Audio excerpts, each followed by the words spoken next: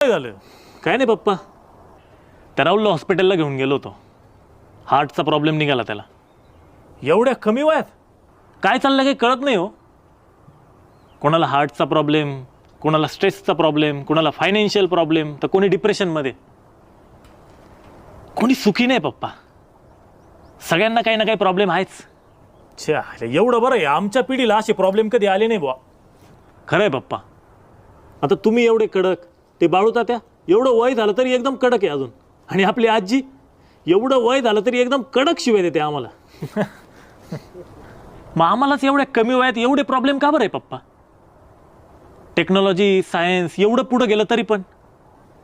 Technology, science, technology फक्त तुम्हाला जगायला मदत करते बाळा. जगायचं कसं ते नाही शिकवत. आणि सायन्स हा फक्त एक विषय, जगण्याचा